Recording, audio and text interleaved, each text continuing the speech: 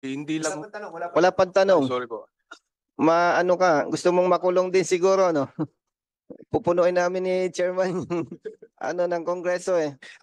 Ako pabor dyan. Doon pa lang sa sagot mo, may influence na eh.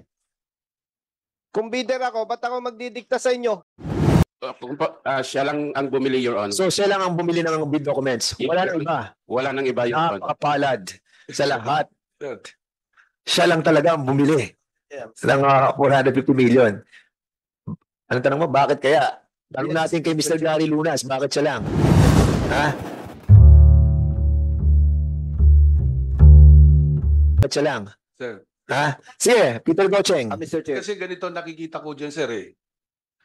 Kasi ang procurement process natin, pag unang bidding na open o na walang umattend, failure of bidding, sa second bidding, kung may a-attend, well, maaari. Pero kung hindi na naman yung walang lowest bidder doon, no, hindi na award, nag-failure doon dahil disqualify ko. Kunwari itong company na to, doon sa second bidding na yun, they can negotiate that na. On the third, may strategy, sir, eh. Nakuha niyo po. Mr. Chair, balikan ko lang yung Mr. Chair, balikan ko lang po yung file. Yes, if I may. Mr. Chair. Sundan ko lang yung tanong ni Chair, no? So bakit bakit hindi sumali yung ibang mga bidders? Ano ba to, talagang strategy na Sa sinasabi? aming grupo Or- talaga, we don't believe in the process. Because of the terms and condition na yun na nga po yung... So nandoon pa rin ba yung mga restrictive Definitely, na? sir. Ay, ma'am, sorry po. Ma'am, nandun So din ang po. PFP nandun pa rin ba yung mga restrictive na? Kasi mga previous meetings natin, We have pinagsundan na already, natin yung yes, Your Honor. 20 years. Yes, Your Honor. We have already removed it on the qualifications of the bidder.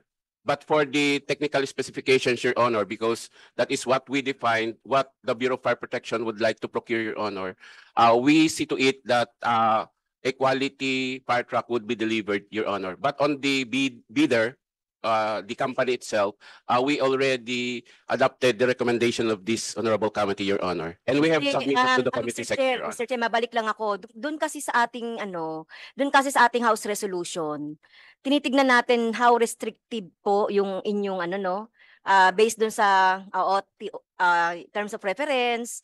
Ito yung specification. So maganda naman yung quality. So 'di ba sabi natin nung last time yung mga 15 to 20 years ay tinanggal na natin.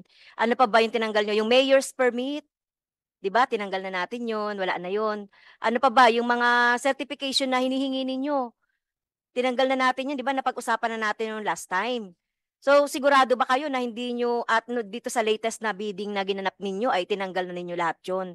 Kasi yun ang house resolution natin no. Yung mga restrictive na terms of reference na hindi naman mahalaga no doon sa quality nung mga fire trucks na gusto nating na mabili. So yun lang po no. Pero sinasabi nila nandoon pa ba, Mr. Chair, kasi sino bang nagsasabi ng totoo? You can Nandoon pa ask rin, directly those Mr. Chair. Sige, mga nagko-complain. Sige, Peter. Peter Gocheng. Hello. Actually, ma'am, assuming wala na yung mga certification na sinasabi niya, incidentally, Huwag tayong mag-assume. So nakita nyo ba na talagang wala na yung mga nasa pinag-usapan? checklist pa rin, ma'am, yung mga other requirement eh. Kagaya ng mga pump, bakit laging Darley? Tignan na natin, kasi hindi ko lang naisama yung technical ko. Halos walang papasa sa pump. Mas magaling pa ba ang Darley sa water hose? Water hose is more than 60 di ba, to Mr. 70 Chair, years. sa 9184, wala tayo dapat na mga branded na...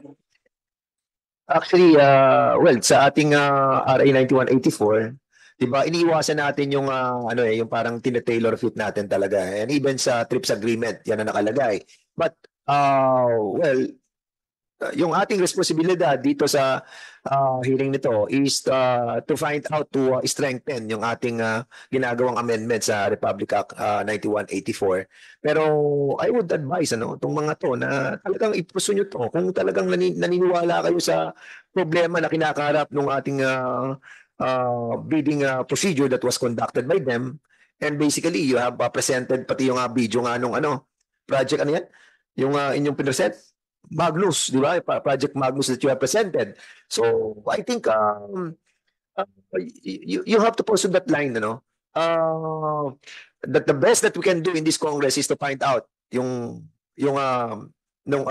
pundasyon nung naging problema. And we are confident no, na may problema doon sa technical working group, no. Okay. And most likely nagbe-burn out to doon sa lahat ng mga napanalunan nila noong nakaraan and the future. And that's the reason why we have to be careful.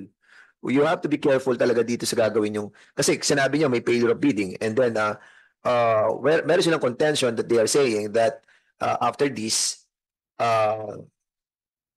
ayaw nyo madala daw sa PSDBM or sa PITC. So what is the veracity of this allegation of these people? Mr. Chair, sige. Your Honor, those program procurement is not part of the yung 2023 procurement. It's an early procurement for 2024.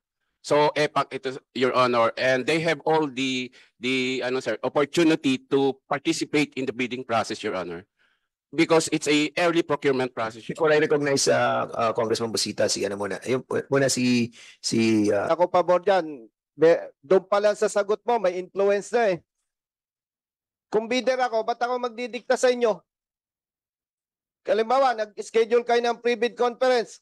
Sasabihin ko sa inyo, General, busy ako eh. Pwede ba? Zoom na lang tayo. Ganun po ba? The procurement. No. Wag na nating sayangin ang oras ng mga kasama natin. Linawin natin. Paano ninyo ginawa ang pre-bid conference? Face-to-face or via Zoom? It's a hybrid, Your Honor. They can be at the site or they can participate through Zoom, Your Honor. Sino ang umattend sa face-to-face? By the way, excuse me, Mr. Chair, pasensya po. Nalimutan ko lang. Tinanong ko po kayo eh. Kailan po kayo nag-conduct ng pre-bid conference? Yeah, we'll just.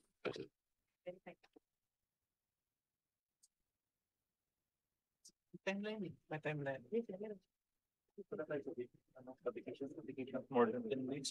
Okay, Mr. Chair, mag-skip ako doon sa tanong ko kasi matatagalan tayo. General, connection with that para ano ko lang. Meron din akong konting tanong doon. So, you're still applying the sa pre-bid. Nag-apply pa rin tayo ng Zoom. Yes, Hybrid. Your Honor, because it's just a discussion of the terms and conditions and avenue for them to ask questions during the pre-bid conference, Your Honor. So they can also write. The reason why I'm asking this this question, kasi hindi ko alam kung yan pa rin ang procedure natin ngayon that nag-hybrid pa rin tayo. Kasi we stop in this Congress, we stop already the Zoom hearings that before we are conducting. You know why we stop? Kasi nagkakaroon ng dayaan yung mga dito di ba? For example, meron kami hearing. Kami mga umaattend dito, yung iba nagsusum lang. Di ba? Parang ang feeling natin, yung responsibility ng ating mga kasamahan are being lessened pag nasa Zoom ka.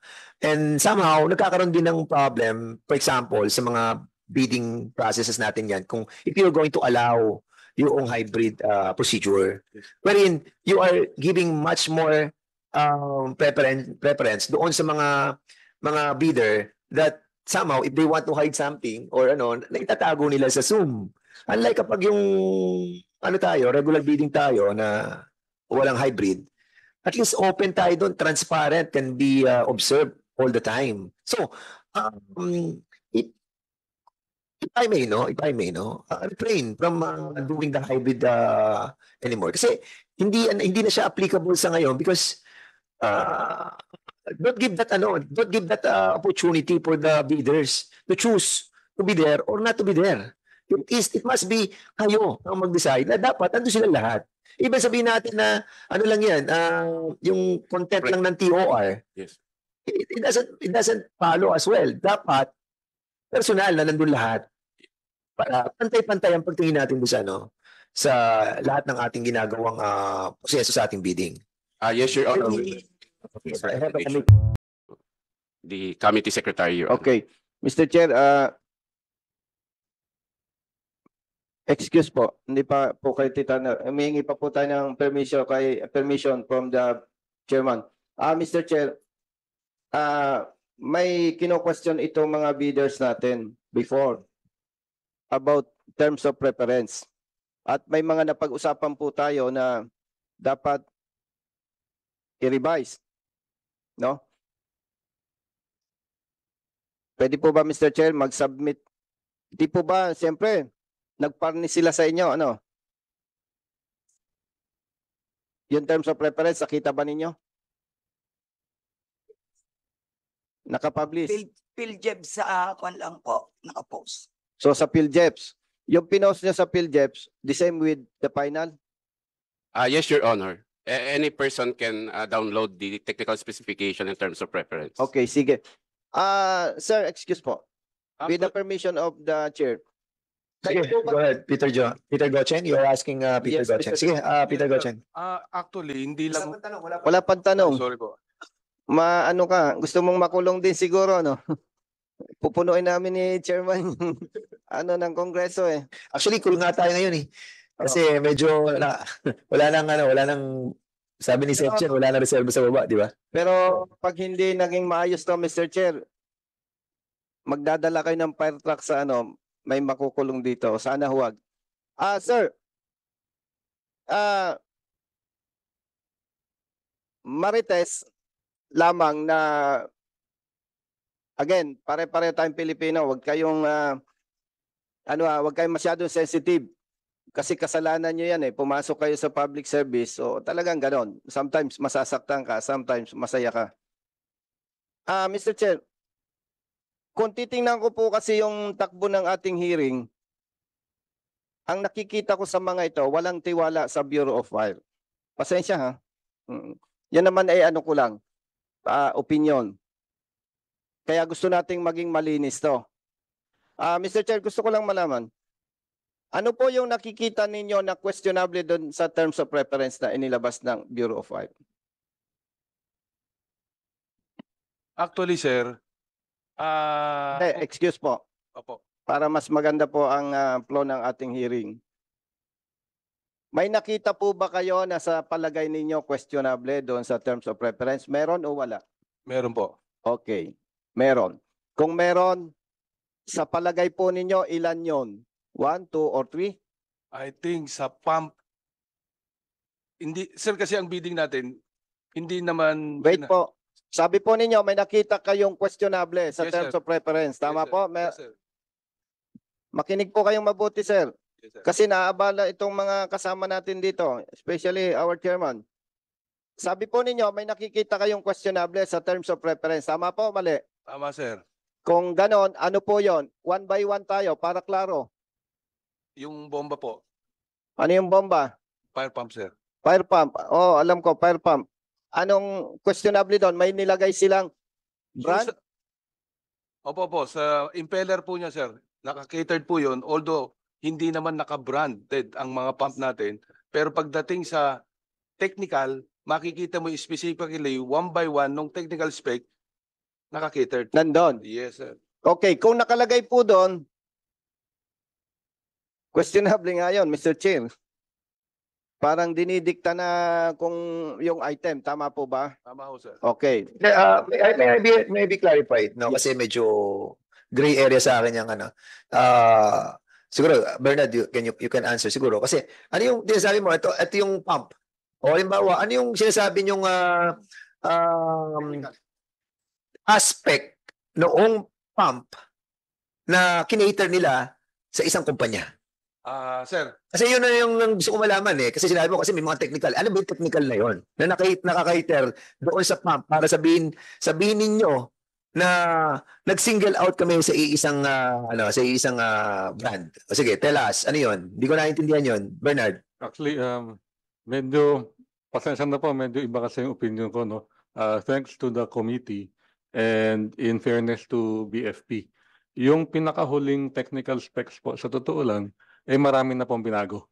So, yung mga restrictive po ay marami nang nawala. Ngayon, mabalik lang po ako dun sa tanong ay bakit hindi po kayo sumali dun sa huli? I can only speak for ourselves, no? And medyo malapit po dun sa nabanggit po ni Congressman Busita, Mr. Chairman, medyo tainted po eh. Nandun pa rin yung pangangamba namin. Kasi it's not easy to prepare and join the bidding. marami pong kaming kakausapin. Yung mga binibigay po na kailangan abutin, katulad po ng pumps and the other part, kung talagang gugustuhin namin, makakahanap at makakahanap. But the point is, number one, ang question ko lang, bakit po minadali? Kasi GAA 2024 po yung binibili. Yeah, sagutin mo muna yung tanong ko, Bernard, kasi lumayo ka doon sa... Kung maikli yung time. Hindi, Bernard, sandali mo na. So, I'm speaking. Yeah. Ano yung sinasabi kong, ano yung na-cater doon sa brand ng pump?